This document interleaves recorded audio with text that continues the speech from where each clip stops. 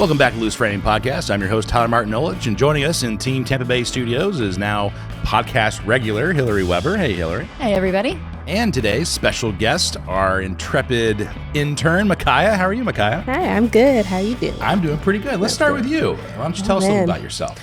I am a student at HCC. I major in television, radio, and film. So it's like all general of those. Communications. Yeah, pretty much. It's because it's associate, so it's not as straightforward as like communications, journalism. So yeah, and then I work here at Film Tampa Bay as an intern for this semester. And this last semester, you've been working on not only the podcast, but also the spotlights that we've been doing and a lot of our social media. Oh, yeah. Mostly the spotlights. Those are very fun to edit. I've learned a lot about editing just through those. So, yeah. Well, welcome. Thank you. We always try to have our intern on at least one podcast each semester. So this is your one. So don't fail us. No promises. But we have a really special podcast today. We were given the opportunity to interview upcoming comedic superstar JB Ball, who I actually knew from a different life as a professor at the University of Tampa. He was one of my students. I also worked with him on several movies, but he was originally a journalism major that came to the University of Tampa, then transitioned into film and digital media, and now he is, I think, probably the most famous local comedian who got his start actually in Tampa. He's been writing for all kinds of big comedians, Kevin Hart, for example, but he's also done a lot of big Funny or Die skits. So let's just talk a little bit about comedy. Like, who are some of your comedic inspirations, Hillary? Well, one movie that we saw recently was the Weird Al movie. I grew up loving like Weird Al and Mad Magazine. So I think that's where that sort of like influence started for me. Yeah. Micaiah?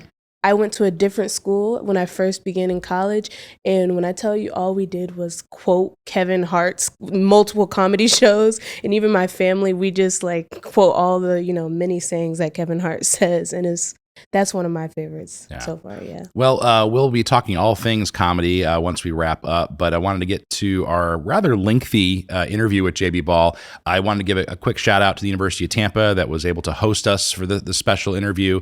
JB was actually on campus shooting his first, comedy special for streaming services, which is really exciting, so we were able to be a part of that. But hope you guys enjoy, and we'll be right back after the break.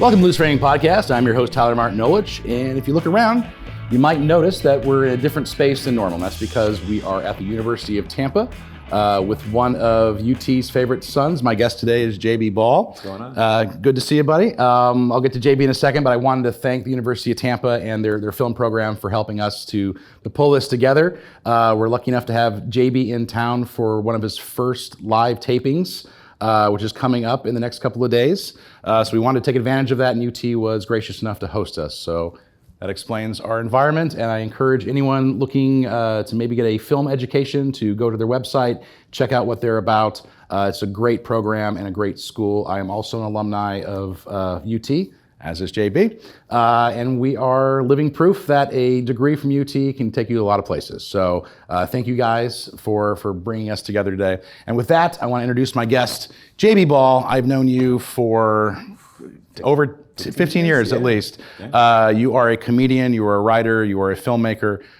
you are a man of all seasons. Let's talk a little bit about your background, though. Give us like the Reader's Digest version of who you are.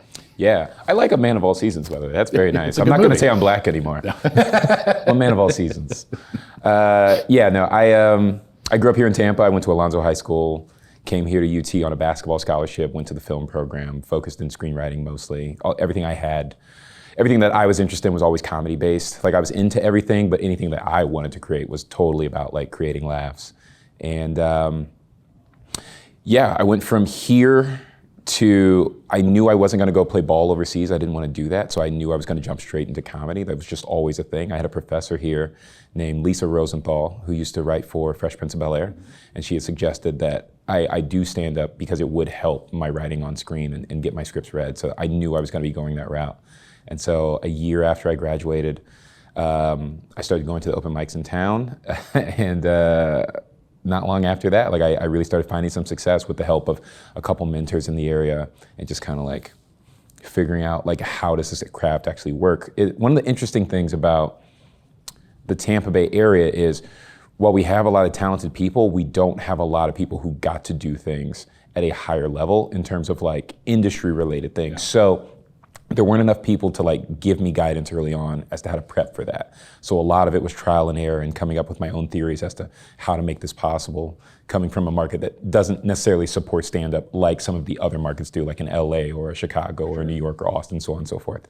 So yeah, a lot of it's trial and error, and I do feel, without trying to self-aggrandize myself, I do feel somewhat like a trailblazer, like within the scene, because I am like one of the go-to sources of like, okay, so how is this done?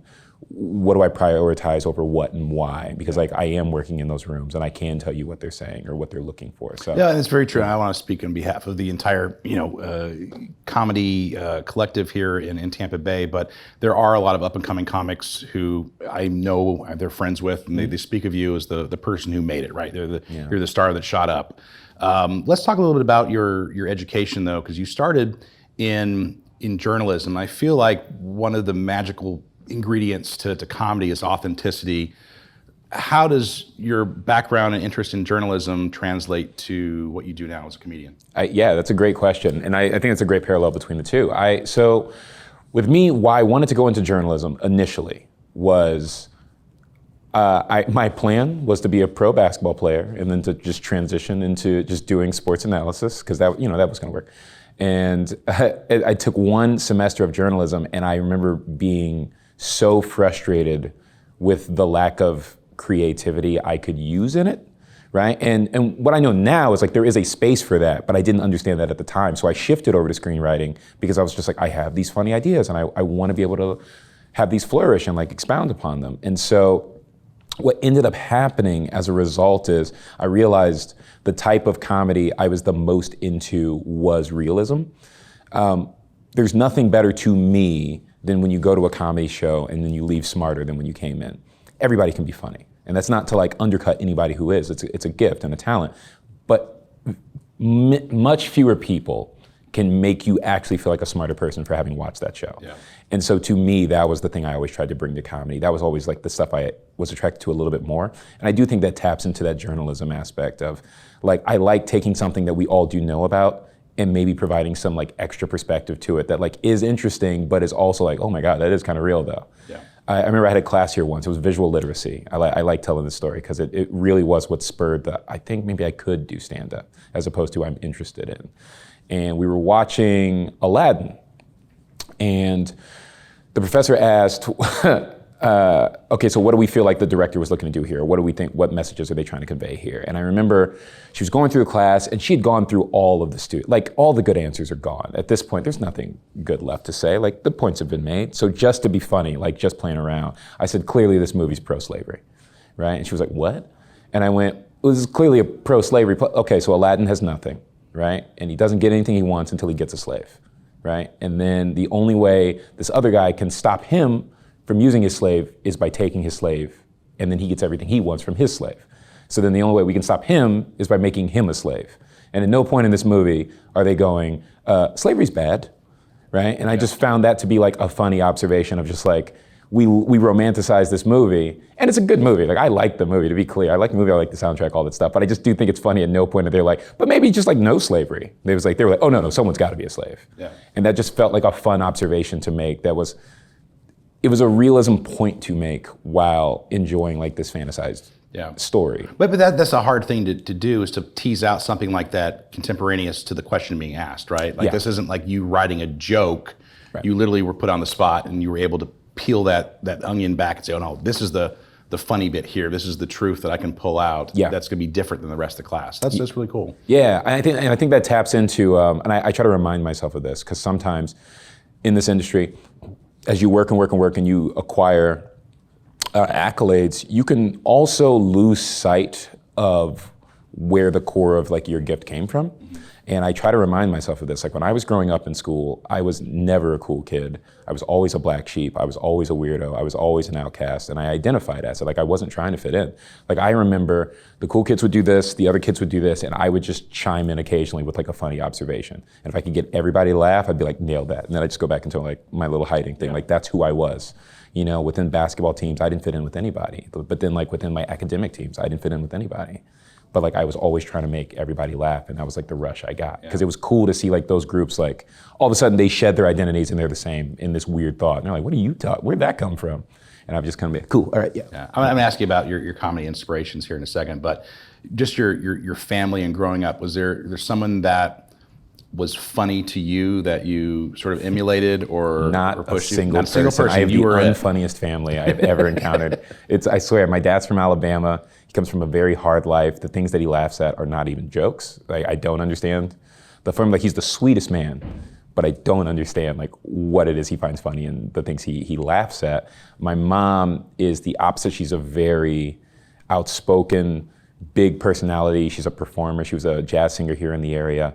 She got a record deal, like all these things. And then she just says things that are bragging as jokes. And I go like, well, that's not even there's no setup, no punchline. You're just laughing after you said something that was probably not cool. So honestly, my influence was Nickelodeon growing up. I was obsessed. Yeah. I was obsessed. If I could get one tattoo, it'd be Tommy Pickles. And the only reason I don't is because he'd be black on my arm. And I don't feel like answering that question, you know? That's just that. Rugrats is a strange thing to pull from because it's a really bleak show looking back at it. Oh, yeah. And it's not about the kids, it's about the suffering parents. Oh yeah. It's a dark show. And I do think, the more I thought about it, the more I loved it because it was so creative in terms of like where they could take a mundane premise, right? The idea that Chucky swallows a watermelon seed and now they go into his body to get this watermelon seed, which is not unlike now like Rick and Morty and doing Anatomy Park. Like these premises have been done in these other forms or fashions, and it's interesting to see like how they evolve over time and for these different generations who aren't, like this generation is not gonna know about Rugrats, but I'm like the going inside the body and exploring it as like another space kind of thing. Like it's been done. And you probably would have been too young to remember Inner Space, which had explored that even before. I mean, sure you know about it now. But, sure. So who was your actual like comedic titan that you looked up to and said, wow, like this person has an authentic voice. They're so different. They're edgy. They're doing something unique. Who was that person? Dave Chappelle? Dave Chappelle, 100%. I saw Dave. Dave was the first comedian I ever saw. I saw him when I was 6 years old. It was 1993. I saw him on Def Comedy Jam. And I remember thinking, this is the funniest thing I've ever seen. And some extra context, because I think about this now in my act. The fact that I was 6 and I understood how funny that was. And this was an adult talking about adult situations, things I hadn't encountered. He still had a way to convey it in a way that my 6-year-old brain could process. Now, granted, like as I got older, I found new wrinkles in it that went completely above my head, but there was still like this baseline of something I could connect to when I was 6. And Chris Rock's one of those ones, he did that too, like when I was like 8. Yeah. And like I just never forgot that they were capable of doing that, because I saw other things, I was like, this is awful, right? But those for somehow I connected to. And then I saw, when I was 11, my dad took me to see Dave Chappelle. He was here, he was already doing theaters. And I saw him at the Performing Arts Center. And like there was no age limit for that. Like you couldn't go to a comedy club as a kid, but you could go to a theater.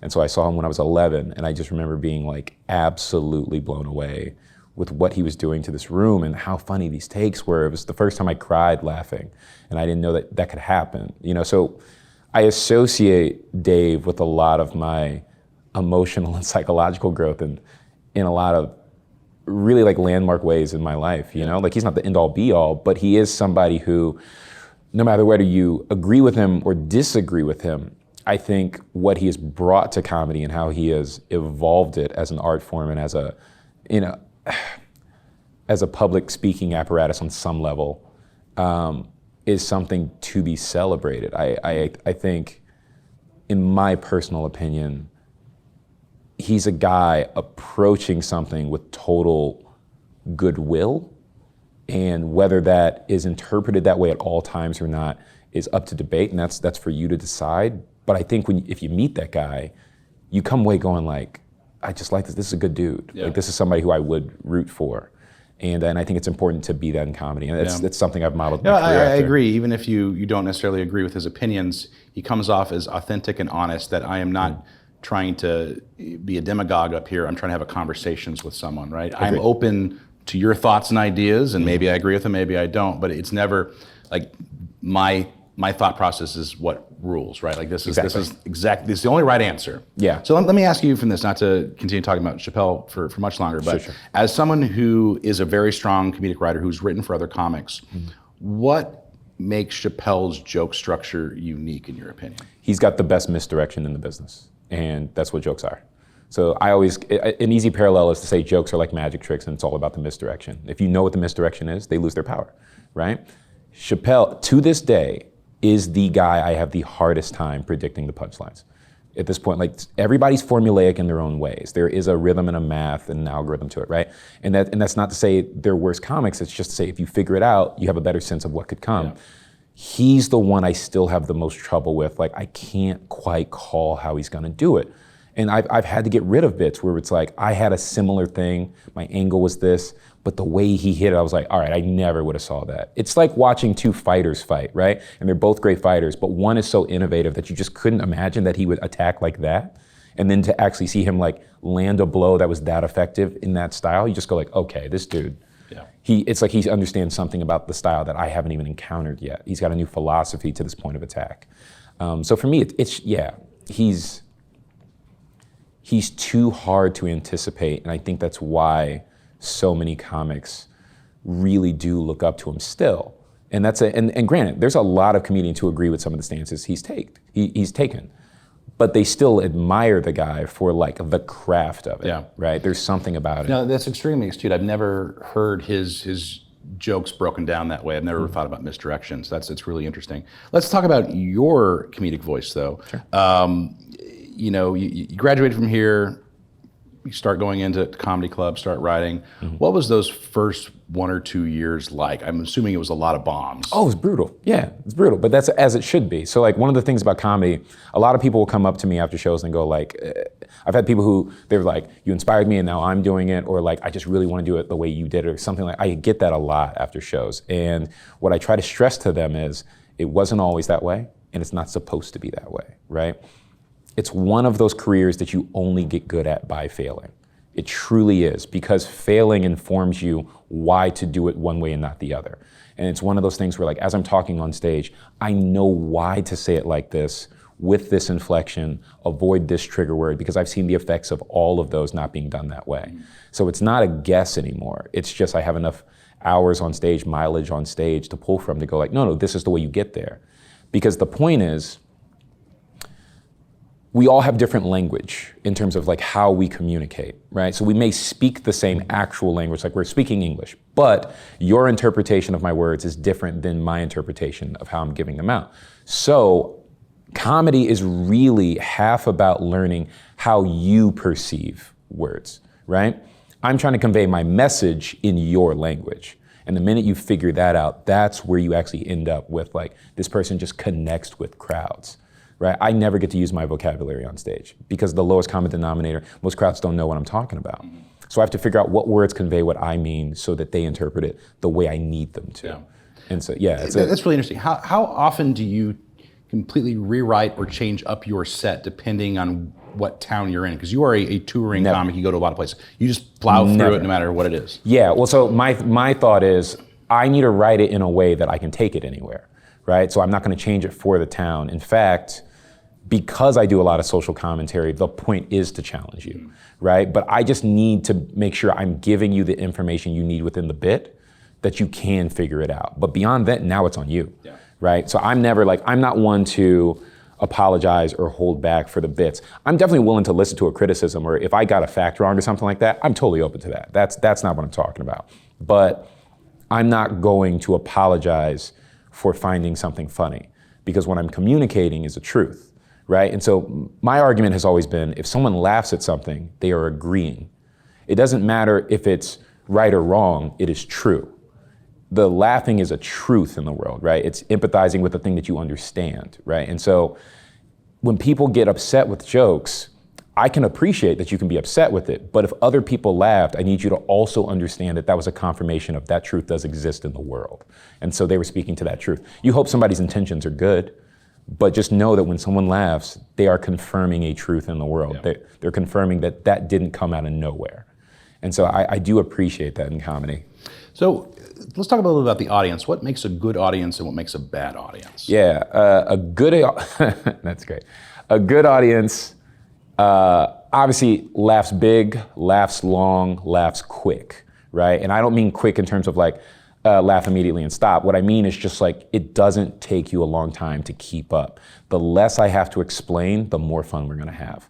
The more I feel like I have to explain, the less I feel like I have faith that you're keeping up. It's not that you can't get it, it's just you're gonna change the pacing of this. And as a result, you're probably gonna get to end up hearing less material because I've only got a certain amount of time on stage. Yeah. So like when I go to cities like, when I go to NoCal, like if I go to San Francisco or something like that, they're so well informed on so many things, I can jump right in and just get, like no one will get to see more jokes than a San Francisco crowd, for me personally. They read the New York Times that morning. Yeah, like they know, I can reference things, they just know it already, so I don't have to explain the things. And that's not to say the people who don't know about it is bad, I'm just saying the result of it is for me to catch you up, you're gonna end up getting less show. I'm on a time restraint. Yeah. So well-informed crowds are just the easiest. Well-informed crowds also tend to be the most empathetic. And because they're the most empathetic, they understand how to put themselves in the positions of other people in relation to all these premises. So as I attack all of these different premises and all of these different stances and perspectives, they understand more times than that to not take offense and to understand from whose perspective is this funny and why, right? Like there's a joke that I'm not gonna do in the special, but I think it's a really interesting observation about how I think a difference in fear, in our relationships with fear between the races, is that if you come from an oppressed group, you've never been so bored with life that you're willing to risk yours. I think it's an interesting place to see a difference between our races. Like one of the things I'm talking about is that I don't know any Mexicans who like to do Tough Mudders, which is, it's a risky thing to say, but there's a truth in it. Yeah. And my point is, have you ever considered, no one doing a Tough Mudder is bad, but have you ever considered what it looks like to a Mexican person watching? Like like a Tough Mudder is just a foot race you do in the middle of nowhere through an obstacle course of like water hazards, hills, electrified fences. Like to a Mexican person watching just a group of white people give themselves medals for doing this, it's like, y'all are doing my trauma for an exercise and then you're giving yourselves medals for it. It's just a weird thing from that perspective. So certain crowds that are more informed will understand what I'm saying there. I'm not calling anyone bad. I'm saying from that perspective, it's pretty wild, right? And they can have fun with that. Other crowds are just like, I have no idea what you're talking about. So some comics thrive on crowd work, hecklers. Is that something you appreciate in a show, or does that just derail your entire set? So hecklers never make a show better, but they make it more memorable. It's a weird double-sided coin, right? So what ends up happening is when you do a show, people can go, that was a great show, no one can recite your jokes. They can't tell your jokes again to somebody. They can't remember how you did it. It's always like, I'll try it, but you gotta hear him do it. Yeah. It's always that. They remember how you deal with hecklers. That's the thing that lasts. For some reason, they're like, this guy did this, and then he handled it like that, it was great. So I don't condone heckling, but there is this positive ramification from it if you handle it well, right? And so I'd prefer no hecklers, but I've never really encountered hecklers I couldn't deal with either. From the standpoint of like most of the time, whatever thing I'm arguing or making jokes about, I'm probably in the right on, and I'm probably well-researched enough to defend it. So there's no real way to get me. Yeah. Does that make sense? Like I just don't take on premises that I can't debate. So it's just one of those, I hope I don't have to debate it so we can just keep telling jokes, but if we want to get into a debate, like I can embarrass you for 20 minutes or whatever and then get back to the show, but now we just lost out on 20 minutes of show. So it's just kind of that. Sure. So, yeah. So, you talked about the mileage you have on stage, which helps you, one with your joke craft, but also help as a mentor to comics coming up because you've seen it, you've done it. Yeah. And you've had a really good run the last couple of years. Yeah. You have auditioned for SNL, you worked the Olympics, you've been working with Kevin Hart, a lot of opportunities. So talk a little bit about that transition from touring comic to scrapping it out. Not that comics ever stop scrapping it out, but having that door open to bigger and better things. Yeah, I can tell you exactly how it happened, which was really interesting. So when I got to LA, I moved there in 2018. My manager schedules this, it's just a general meeting with Comedy Central Digital. Not even Comedy Central, just Comedy Central Digital, just their online platform. And I treat it like a full-on pitch meeting, because I'm just going like, if this is the only time I get to talk to someone with some level of control, I just need them to know what level to which I'm dedicated to this, right? I bring a Bluetooth speaker, I've got sketches I've already written, I've got comedy songs I've recorded, I've got all kinds of stuff. I got this whole board, it's a thing. I play this song. You ever see like footage of like Kanye back when he was like playing his beats for artists he was trying to sell it to, and he's like trying to sell it? Like I'm in there like, yo, this is what, like I'm really trying to sell these non-music people on some, I'm really going for it. And it's also like a clear glass room, so like the rest of the office can see it, and I'm sure they're just like, what the fuck is going on in this meeting, or what the hell, I'm sorry. But, so the point is, I just really balls to the wall went for it. And I tried to make it more than really what it was for. But the ramification of that was they really did think the stuff was funny, and they did think it was creative. And they were like, we want you to contact us this way. This is what we're looking for. Send us your pitches and we'll figure it out. I sell 2 pitches relatively quickly. The first one goes successfully, the second one goes viral. And so it becomes this sketch. It's called Who's the GOAT, MJ or LeBron? In the barbershop? It's the barbershop one, yeah. And it still trends to this day. I get messaged about it all the time, which is really funny because no one ever tags me in it. I should have more followers than I do. But the ramifications of that were this sketch always appears, and it's just an example of a successul sketch online. Yeah. It could be because I'm friends with you on Facebook. That literally pops up in my algorithm Does it really? all the time. Yeah, I get a message like every week, and which is really funny because it's 3 years ago, and I'm still getting stuff from this thing trending. So long story short, I say that to say this. The success of that at Comedy Central got the eyes of a number of other platforms. And so I was being reached out to. There's like, we want to do sketches, and we saw your success with this one. Would you want to do sketches with us? So I get a call from LOL Network, which is Kevin Hart's network. And one of the guys there is like, we love the sketch. We're thinking about doing this day where we're gonna, do a bunch of sketches in one day from like 3 different creators. You'll have this kind of budget, but we want like 5 sketches. And I was like, 5 sketches in one day, it's like insanity. It's insanity. Like the MJ LeBron one took all day. That was one sketch. The sketch is like 3.5 minutes. It's an all-day shoot. He's like, well, we need 5. So I had to come up with a work day of like, how do you do 5 sketches in one day? So we did Black James Bond, because that at the time, like the big debate was like, is Idris Elba gonna be the next James Bond? And my pitch was James Bond couldn't be black because he could never blend in at these rich like parties, right? You like clearly stand out. And so the whole thing is about how he can't get in, but like all the most threatening white people in the world easily get in. And then we have a reveal where my thought was Black James Bond actually should be a woman. It should be a black woman, because I think no one blends better than a black woman. I think they're some of the most overlooked people in business. And so I thought that was what a great way to like highlight that. And then it coincided with what they were teasing doing in the first place. So I was like, this is a great marketing thing. I think we can do that, right? And then I did Training Day, which was a sketch I came up with when I was here. And I just didn't have the means to make it. But the idea was, it's an iconic line in Training Day where Denzel goes, King Kong ain't got shit on me. And my whole thing was like, King Kong didn't win. So like, it was always such a weird boast of just like, has he seen King Kong? And so my argument was always, what if they had just called him out for not having seen King Kong? Like clearly he doesn't know what he's talking about. The movie ended right there. Yeah, you're just like, well, they just walk away. They're like, this guy doesn't even make sense. And so it turns into a reveal that like this dude he's not a movie watcher, he's not a cinephobe, he doesn't know what he's talking about. He just keeps referencing the losers from films. You're like, well, you're gonna lose in this film, my guy.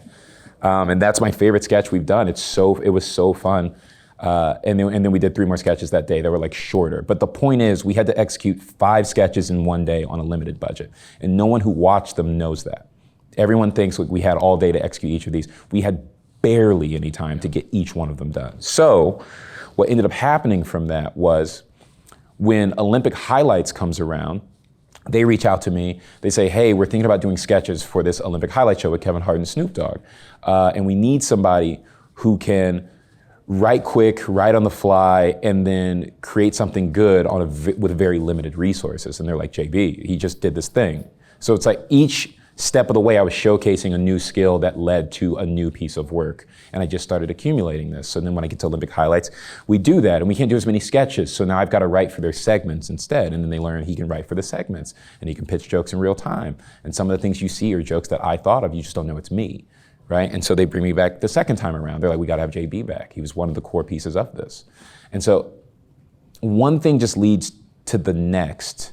And if there's a lesson to take away from this that I try to tell people is don't be afraid to showcase that you have other skills. Because the reality is everyone is thinking of what they need to get done. They don't know that you have that in your back pocket, that that's another skill of yours. They only assume you do what they see you do. So if you want to be an actor, just get in some shit. Sometimes it doesn't even matter if you think it's a good project. The point is you are trying to showcase whatever skill set you bring to the table, and someone can go, I think I know what to do with that. Yeah. But you got to put yourself out there. So if you could try writing for a show, even if it's not the kind of show you're into. You could try directing small, like little skits. Like even if it's like, the amount of people I've seen on social media now who have directing skills, but clearly never went to film school, but they've just learned to understand the effect of certain techniques. Like they're picking up from those skill sets, and I'm seeing them get to direct shows that they have no business getting to direct. But because people know that they've done something like that, they're the ones who come to mind, as opposed to people who might be better directors, but we're not seeing them do as much work. So if anything, the lesson I learned, and it took me a long time to learn it, is don't be afraid to get your hands dirty because you're worried about the quality of the project. Like you need to just jump in, get your experience, because all of that stuff does come back to help you on the back end. And if you do good work, like it will shine through even within bad work. Like that's the thing about it. So, I know I have countless movies where I'm like, that actor was great, that movie was trash. But like, I still think the world of that actor, or like, I thought the way the director did this was great, but the story is kind of meh. Or like, maybe they didn't have a big enough budget, but I love the idea here. So you can still shine within a bad project. And that's the thing I would really try to push on people of just get involved, man. Like take a chance, put yourself out there. You don't know how you're gonna be seen. I got my basketball scholarship because I was playing another guy who's getting recruited. And they saw me beat him. Like I embarrassed him on TV. And then that's when I started getting calls. They weren't even there for me. You don't know who's looking when, and you don't know what they're looking for. Just constantly be showcasing, because you just don't know how it happens. So just getting into a little bit of the comedy craft, you tried out for SNL, which I didn't know this, but we were talking offline that when you're basically scouted to write, you have to write for the cast that is current. Yeah. And it's very different to write a joke for yourself because you know how it's going to come out of your mouth, how you're going to present it. Mm-hmm. What is it like writing for someone else? And you can bring in Kevin Hart or Snoop Dogg or whoever, but like, sure. What is it? How do you, one, write for someone else's voice and mannerisms, and how do you then sell it to them?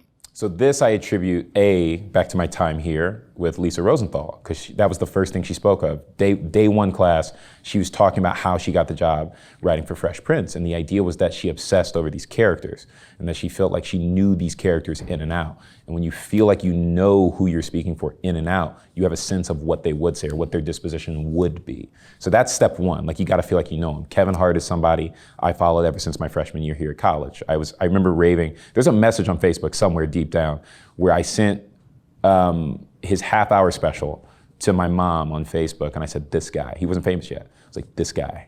This is one of the funniest things I've ever, this guy. Watch. And then sure enough, it was like 2 years later, his special like blew up. Right? And then, and what is wild is like now, if you look back, the half-hour special I sent her, it's just meh. Because you just see how much better Kevin got, and you go like, oh, it's just meh. But at the time, it was so clearly this person is destined to be a thing. So I only say that to say, I followed that guy for a long time. I was really familiar with who he was, what he was like, at least creatively, right? And the way he went about speaking, what the types of stuff he would be more likely to make fun of, or how he would try to do it. And Snoop Dogg obviously is like, he's an entity who's existed my whole life. So like, I'm very versed on Snoop Dogg and what he's like. So it wasn't hard to imagine from what place would they want to try to have fun with this. The idea was just learning about, okay, what's the most efficient way for their process to give it to them.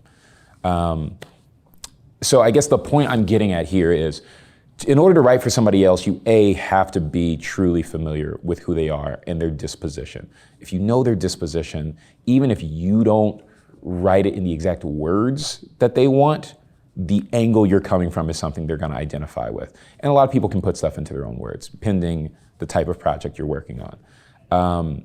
The other thing is just writing efficiently. Like if you can understand how to write a topic in as least words as possible, they can take that and put it into their own words for you, right? And so that's a really useful technique. It's just make the idea so concise that they can go like, oh, I would say that like this. And I go, cool. And now I have an example of how you would say that. And I use that as the litmus for when I write for you in the future. Now I know, oh, he prefers this to that.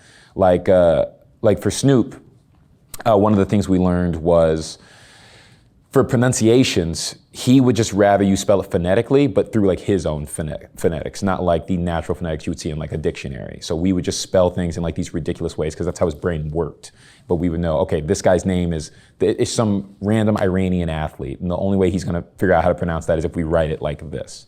And so just those little cheats like that will help you over time. But people are constantly giving you context clues as to how their brain works. And if you just take a second to like really like look at it, you go like, oh, okay, all right, so I'll set them up like that, because you can just see them working. So I mean, that's the best way I can explain it without showing on like paper.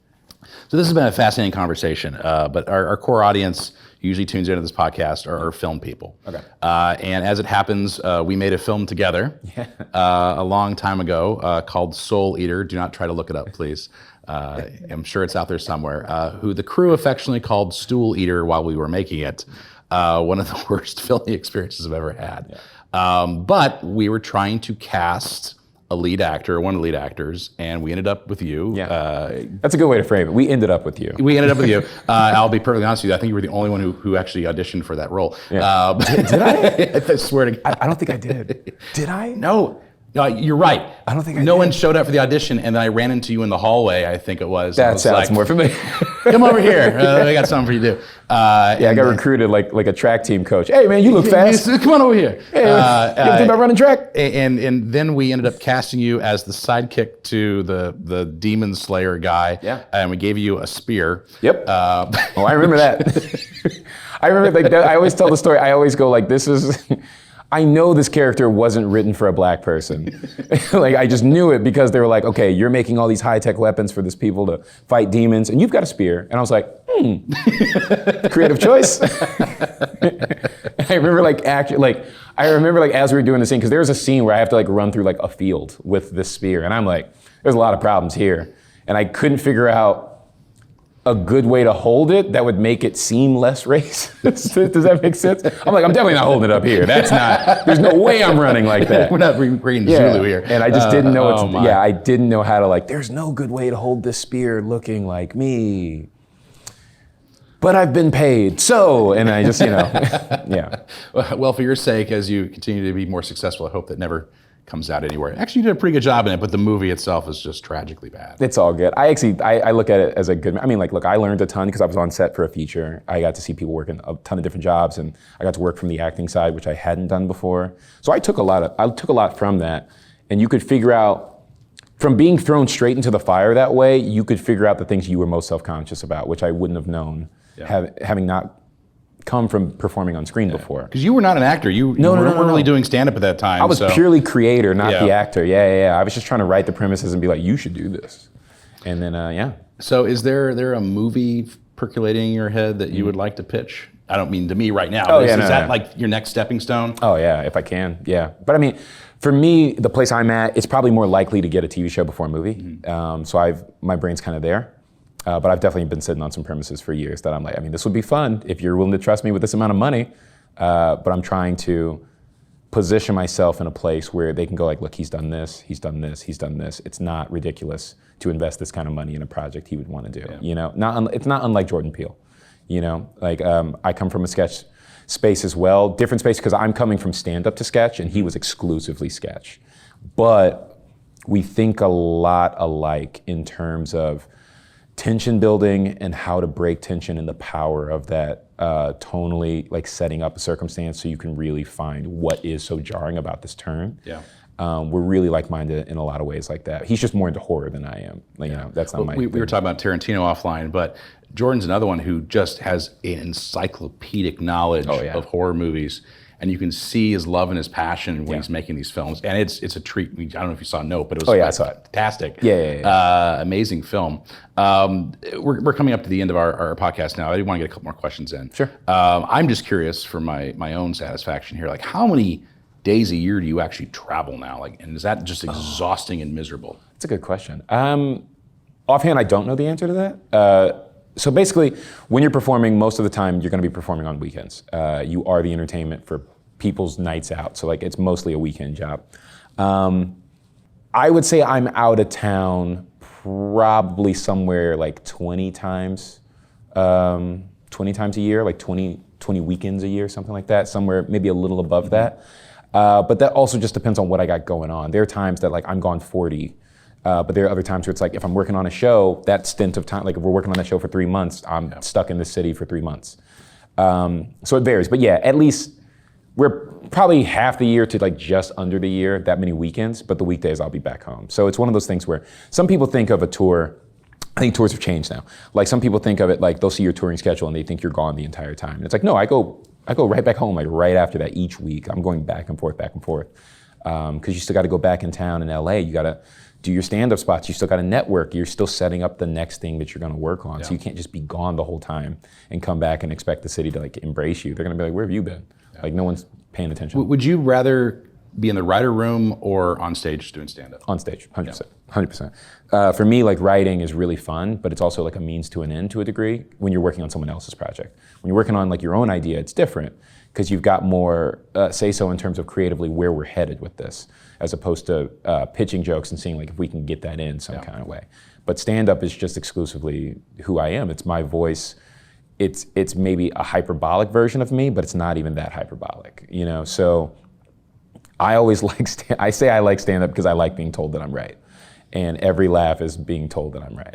And it's just something about that because I like making arguments. It's a fun thing to me. I just try to make arguments on behalf of good so that people aren't just like, oh, this piece of shit, you know? So speaking of always being right, you know, that adrenaline rush, right? It's affirming, right? You had an amazing night, amazing set, the crowd responded. At this point in your career, with as many shows as you've done, is it still devastating when you go up there and you just have a bad night or you bombed? Do you just sit there and think about it in your head, or you just immediately move on? No, I just move on. Yeah, because it's also it's so few and far between when I have like an actual bad set. Like there's a bad set for me, and then there's like what an actual bad set is, right? Like I haven't had like an actual bad set in a long time. But a bad set for me is just like, okay, well we got it to here, but we didn't get it to here. And the reason it doesn't bother me, I always say it like this, and I think this is really important for new comics, but I think in whatever field, I think it is relevant. What's the population in this country? It's like 400 million, 450, something like that, right? Jerry Seinfeld makes how much money? Like $50 million a year, whatever it is. Some of that's from syndication from the show, some of that's from touring, whatever, right? To make the amount of money Jerry Seinfeld is making doesn't take 1% of the population to be fans of his. So you could, in fact, argue 99% of the population of this country does not like Jerry Seinfeld, doesn't think he's funny, or at the very least, doesn't think he's worth their money, right? And then look how much he has. Right. So there are always going to be more people you are not for than you are for. So if you were up and you had a rough set that night, that's nothing to lose sleep over. You just encountered some of the people who aren't for you. That's just not your demographic. There's no crime in that. Right? You just keep fighting until you like get enough of your demographic together and you're an accessible market for them. They can go like, I know where to find him, and that's the thing I like. So there's nothing to be discouraged about when it comes to failing on stage, because A, when you fail, that was a learning experience because you did learn the things of like, I know why not to do that, or how to, like, that needs tweaking, right? But B, it's just, there's no crime in going like, oh, these aren't the people I connect to. Doesn't make you a bad person, doesn't make them a bad person. It's just, this is where you both met. So it's really easy to shake off, like once you wrap your mind around that. No one crowd matters. That's like, that like actually is true. You try to have as much fun and make those memories as possible because you want it to be good. But at the end of the day, like it really doesn't matter. Like however I did last weekend doesn't matter to next weekend. They don't know any of that. Their experience is their experience. Be a different audience too. Yeah, man. So let's end talking about your special coming up.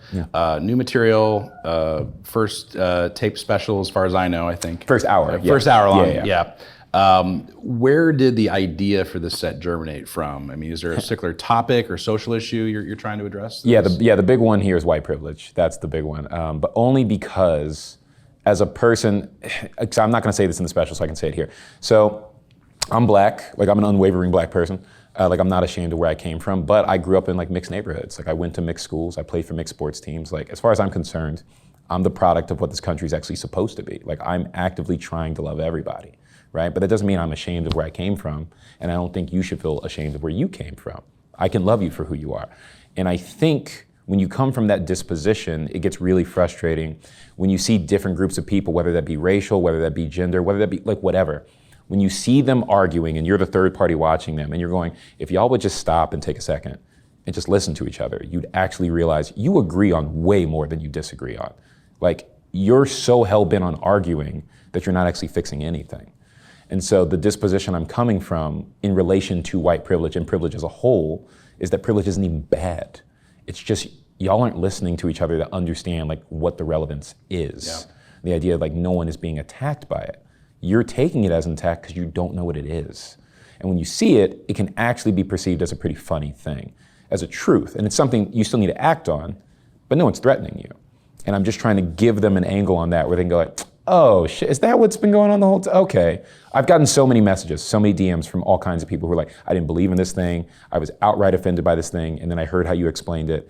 And now I've completely 180'd, right? I literally have them to display, right? Where they're like, now I understand when this comes up, this is what I could be thinking. This is how I could handle it. I understand like where this person's coming from. Like it's something I'm genuinely proud of because I feel like on whatever scale, I made something better for taking the time to try to make this case. And it's funny, to be clear. It's like I'm not preaching as I do it. Like there's tons of jokes, but there's also tons of like funny traps. Yeah. So it's one of those things where like if you feel this way, I'll give you a chance to defend it. You're gonna realize how bad the defense is.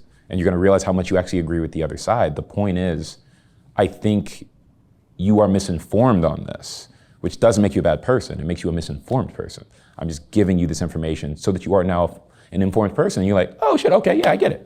The point like I try to get at is like, if you are a person who wants to dispute the other side, the worst thing you could do from my standpoint is to attack them and to embarrass them, because you're only gonna make them defensive and less likely to come to your side. Yeah. If you approach them with love and acceptance, right, you're making it non-shameful to come to your side. And I think that's a tactic a lot of people don't consider, is this idea of like, I disagree with you. I understand why you feel the way you feel. I want to give you this other information. You decide what to do with it, right? And if you know that I would never shame you for being like, oh shit, I was wrong. That was my bad. Okay, yeah, I get what you're saying. It's so much easier for you to transition over. But if I make it shameful, why would you volunteer for the shame? So there's a lot of people that I think feel a certain way and they've like dug their heels in the sand and they don't actually agree with what they're even arguing anymore. Yeah. They just don't want to be made a fool of. And I think we're just eliminating the you feel like a fool for having spoke up on something. Yeah, and there is something egalitarian about having an audience where everyone's laughing together, right? Like we're all on the same page now. Yeah. We're the same people. We can laugh at the same joke. And the laughter is my proof. Yeah. So that's the thing. So the laughter is the truth that I need to make my case to that person who would otherwise, if we said it privately, they would have just disagreed. Yeah. I go like, well, how do you disagree with the crowd? Because that's the populace. Right. So that was the thing. Very well said. JB, it has been just a phenomenal conversation. I'm so thankful for you taking your time today. And thank you to the University of Tampa for allowing us to come here and for all the talented students who are surrounding me right now, who are filming and recording this. Thank you guys. JB, before we go, where can people find more about you online? You can go to my website if you want. It's ball4president.com. It's my last name, the number 4, president.com. Every time an election comes up, you won't find me. They flag everything. They think I'm really running for office. It's absolutely ridiculous. That's my website. That's also my handle on Twitter and Instagram. So stay in touch with me like that. I'm going to be posting a lot of stuff coming up here soon. A couple projects are coming out that I haven't announced yet. So yeah. Yeah, and if people want to see the barbershop sketch that you mentioned or something else, where can they go to see those? That's on, I think it's on every platform, but if you go on YouTube, Comedy Central posted that, not me. It's called Who's the GOAT? MJ or LeBron. Yeah. And it's me, it's Preacher Lawson from America's Got Talent, it's his brother Justin Lawson, a bunch of really talented people in it that this was kind of before we all sort of hilarious sketch, and watch it once and your algorithm will start showing you more JB sketches. Sure. So with that, thank you so much, buddy. Really appreciate it, man. Tyler, is it true that you were actually one of JB's professors while at the University of Tampa? I was. I don't remember what classes I had with him. Neither do I. Editing, I didn't show Aladdin, so I couldn't have been sound, image, and motion. You weren't the student who told me that World War II was the sequel to the movie World War I. Definitely wasn't that. That's a true story. Now, Civil War is a good movie, though. Civil War is great, man. Wow. The passion in that film. What? I don't remember. What classes? I don't remember. I know I had multiple It classes. had to have with been an him. editing class. It had to have That been. makes sense. Like we were training on Final Cut 6 at the time. Yep. To like be like accredited editors. I remember doing I that. feel like it was an editing class, or it could have been World Cinema. I don't remember now. know. But I do remember now vividly coming out of the casting, because we were casting out of UT, right? Yeah. And we had no one come for that particular role, and I just saw you in the hall. It's like, JB, you're perfect. Come on. Grabbed you, like, read these lines. It'd be fantastic. And then having that conversation with the director afterwards. Yeah. It's like, oh, he's perfect. He's perfect. I don't know if he's that great. And I was like, Yeah. no, he's perfect. We have no one else. Just say yes, please. Yeah, that's great. That actually saved me. Can I tell you a real quick story? Yeah. So something happened to me. So I'm doing stand-up by that point. All right. I am not a regular at the Tampa Improv, but like I'm going there sometimes. I get on a couple shows. And there was this one comedian there who ran one of the shows on Wednesdays. This guy, I hate him. I hate his guts. Hate his guts to this day. I hate him. I hate this guy. He has me on the show. And in comedy, it's a big thing to finally have credits. To finally say, hey, you may know him from whatever. Just so that people don't gotta go, he's a local guy, give it up for. He's on IMDb. It just feels a little more professional, where like you just feel like you accomplished something before you get to go on stage. And so I got to do that, and then one other movie. And then it's the first time I've got credits. And I remember it right then. I'm like, oh, you could say something. And I tell him that I did these movies. And I said, can you just bring me up, just say like he just did these 2 movies. And the guy goes up and he goes, hey man, he says he did these 2 movies. I don't believe him. Give it up for JB Ball. And I just remember going up on stage, I'm like, I'm gonna murder this guy. And I had a great set. I had to like dig my hole out of that, of just like him trying to undercut me. And then I talked to him afterwards and I go, why would you do that?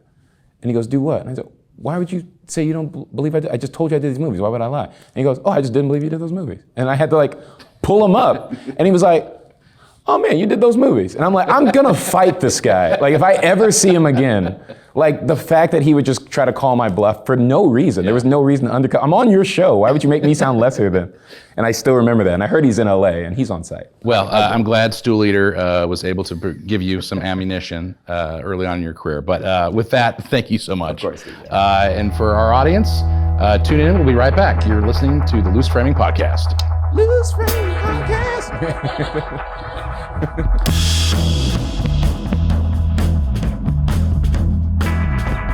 And welcome back. That was our interview with comedian JB Ball. I thought that was a really interesting interview. What do you guys think? That was a lot of fun. I definitely learned a lot about not just stand-up comedy, but writing and some of what it takes to kind of build things behind the scenes, which is not always what you hear with stand-up comedy. You're so focused on like laughing the entire time. You're not really thinking about, well, how is that joke built? How is this structured? Does that make a difference? Is there a rhythm in any of this? So in the interview and then hearing him speak to the students at UT, it was just fantastic to kind of get some glimpses into that. Yeah, Micaiah, what'd you think? I loved it. I think he's very funny, and I love how I can say that I related to him a lot while he was talking in his interviews. Like there's a part where he was saying how in high school, he wasn't really like the cool kid or the jock or anything. He would like walk in randomly, say a joke, and then like, okay, I'm gone and good. And I related to him a lot in multiple senses. And I'm not originally from Tampa, but like this is where I've lived the longest so far. And I think he's very inspiring that like to be from Tampa and have like this experience, like he's worked with like big name celebrities, I think is really cool, and that he's like sharing the wealth and coming back and teaching all of us. I mean, I find certainly that personally don't amazing. know anyone else who's auditioned for Saturday Night Live. He did. He's been writing for a lot of really big comedy shows. In fact, he was the one that was doing all of Kevin Hart and Snoop Dogg's jokes during the Olympics, when if you followed that. But to Hillary, to your point, I thought it was really interesting when he started talking about just how he processes Chappelle's jokes, and he sort of broke down Chappelle's process. And he said something very interesting, that Chappelle is sort of the king of the misdirect, right? Mm-hmm. So he sets something up and then goes off in a completely different tangent, and somehow just through verbal and mental gymnastics is able to tie that back to the original point. I thought that was really, really interesting. So let's talk a little bit about his background in journalism, comedy, and film. You know, Micaiah, you have a similar background, maybe not in comedy, but how do you think journalism informs JB's comedy after you've listened to him now? Honestly, I think it is a great direction to film because I didn't know film was like a degree that you could go into and learn about and things like that. And communications was a great first step because you're like around the cameras, around the people, the industry. So that's what I have so far. That's what I get from it. I think communications, I'm speaking now as a former professor, but it does give you sort of a broad spectrum look at so many different disciplines within the umbrella of communications. And while there's no class for comedy, just knowing JB and having taught him myself, not that I take any credit for his comedic talents, but he's very, very smart, very precise. And I think his journalism backgrounds, and see if you agree with me, Hillary, it sort of informs his jokes because he is so well researched and up to date, not just on pop culture, but just current events at large. Yeah, being very aware of the world around him. But back to your original question about journalism and comedy, both of those things are about truth and finding truth. And so, yes, one of them is maybe to convince you of something, and then the other one is to get you to laugh. But at the heart of it, they're both about finding truth in the world. And so comedy, I think, is about getting to that space in a much shorter amount of time. He talked a lot about that, about kind of economizing things and how quickly can you get to a joke, which again, I love the behind the scenes type stuff where he talks about the nuts and bolts of like actually forming like a joke and a routine. Yeah. I thought it was odd that I was the one chosen to interview him. Yes, I know him. We're friends, but no one has ever confused me with a comedian ever. I don't watch comedies. I don't watch a whole lot of stand-up. I don't find reasons to laugh very often. Maybe I'm just a terrible, dour person. But when we were trying to think of how to wrap this podcast up, we were, Jesse, who's in the room but not on mic right now, suggested, who's your favorite comedians? I was trying to think really hard, like, who do I actually like? And I was like, oh man, I like Tim Heidecker and like the Tim and Eric sketches. I like really absurdist, weird comedy. And that's not what JB does. It's not what Chappelle does. So who are some of your like favorite comics, not necessarily in comedies, but like stand-up comics or whatever that you have watched a recent, comedy special on, or someone that you've followed their career? I can't really say, you know what? I can say that growing up, I enjoyed watching Adam Sandler, and I haven't watched any of his, he has a show coming into Tampa soon, actually. But that's someone who I always enjoyed because I find that his comedy style is kind of like just absurd. Like, it's kind of just, he just does anything, like the things that we think are like intrusive thoughts, he would just do. And it would be funny, like on camera and things like that. So I find that's who mine, I would say, is. Yeah, Adam like Sandler. Okay. Yeah, Adam Sandler. I was never an SNL fan, and I honestly I've never seen it. I don't think I've actually ever seen an Adam Sandler movie. Really? Yeah. I want to take that back. I saw Uncut Gems, which I wouldn't that was consider more that serious. necessarily. That and I saw Funny People too, which also was not a comedy per se. But I've never actually watched any of his specials. Not even Waterboy? No, I Oh, can't say I have. man. What about you, Hillary? Well, I grew up watching improv. I love like Whose Line Is It Anyway and Colin Mockery and Ryan Stiles, but then also loved like 70s SNL with Dan Aykroyd, and then also really loved like British comedy too. So Jimmy Carr and David Mitchell and all these like panel shows with these incredible minds that we like don't get to show off in the same way in American TV. I actually agree. Speaking of comedies, like I love old British comedies like Fawlty Towers. I love Monty Python. But yeah, it doesn't really translate too often into American comedians. I don't want to cast too large of a shadow on JB, but he feels cut from the same cloth as like an Eddie Murphy. Like he seems very, I don't want to say uncensored, but he's not afraid to push cultural boundaries in his jokes. I think he's very well researched. And I think he has an authentic voice that you don't always get in comedy. I think there's a lot of people who have a persona, and that's not JB. I get the sense that when he's on stage, that's the same person he is off stage. Yeah, he was very down to earth. He was very authentic. And it's interesting that you compare him to another comedian, because he was talking about when you're trying to find work as a writer and a comedian, you end up getting put into all of these boxes of whoever the big guy was before you that they think you're like. And so you're always having to prove yourself and show that like this is your unique voice, this is the authentic you. And so that is something that I feel like we started to see from him, and I'm excited to see where that goes. Yeah, I am too. I think his career is just starting to take off. He's had a lot of success early on, but I think he's right on the cusp of exploding. So it was really cool that we got to interview him before he ascends that last peak. But with that, I want to again thank University of Tampa for hosting. That was really special for us. It's special for me to be able to. I've seen JB a couple times over the years. Usually, anytime he comes back to town, I try to go to one of his comedy shows and say hello to him afterwards. But to be able to sit down and talk with someone that was one of my students through his entire collegiate career, and see where he's shot off in different directions. That was really special for me to be able to do. So thank you guys for joining us on the Loose Framing podcast. You can stream this wherever the podcasts are streamed, or you can watch us live on YouTube, or follow us at Film Tampa Bay. All right. And with that, we'll see you next time.